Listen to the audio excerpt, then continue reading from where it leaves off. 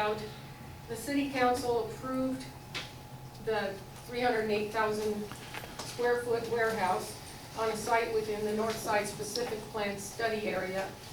And is everybody familiar with where that is? Okay.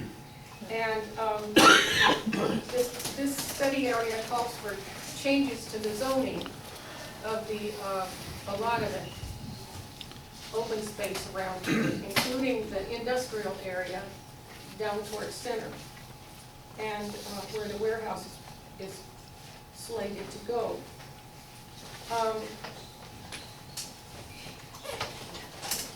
And the changes are various proposals, but they're all non-industrial.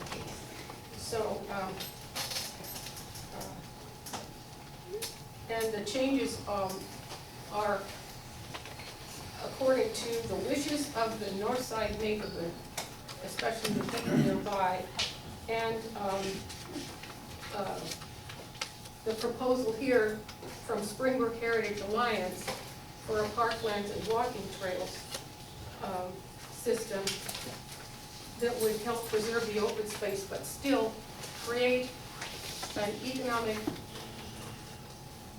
development policy based for the land use to be based on the history and heritage of this area, which is very rich. And so, if elected, how would you, our candidates here, reconcile the differences between the industrial use that's current? It's actually light industrial zone and business and office in the general plan, with the North Side Specific Plan study, which is spent already $2.5 million so far. Is that a coherent question? I'll read my writing. Okay, so it's Aaron's turn to go first. The Northside Specific Planning process has been happening for years, and it's been a very beautiful process led in this neighborhood, where neighbors have put on sticky notes what they want to see in their community, where they have talked about why it is important to them, why it's important with the context and the history of this particular land in this particular neighborhood. I believe that that was a very important process, a very long overdue process for this neighborhood here on the north side. And having a finalized specific plan cannot come fast enough, because as we are waiting, more warehouses are putting in applications to build and develop on this land, which is something that when you read the feedback and you hear the feedback from neighbors, you hear no warehouses, we want a grocery store, we want parklands. And it's important for council members and for all city council members across the city to listen to what neighbors in their neighborhoods want, because no one knows a neighborhood better than the people who live there. So on city council, I am committed to, as quickly as possible, ensuring that we have a finalized Northside Specific Plan that closes the loopholes in the general plan and the zoning code that would allow for these warehouses to go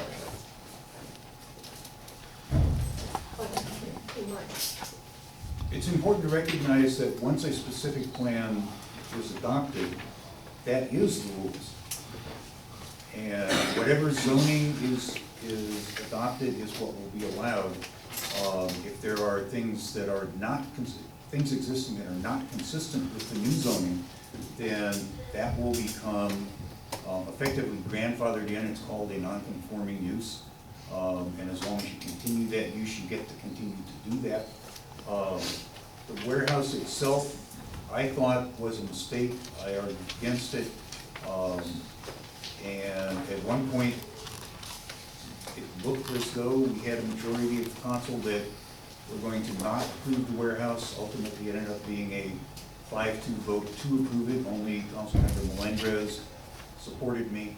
As Karen mentioned earlier, there is a lawsuit challenging the validity of the approval of the warehouse. I think that is a winning lawsuit myself. I argued, and I still think it's correct, that the warehouse is not consistent with the general plan as it exists today. It is consistent with the zoning as it exists today. But I believe it is not consistent with the general plan, and the council found that in fact it was.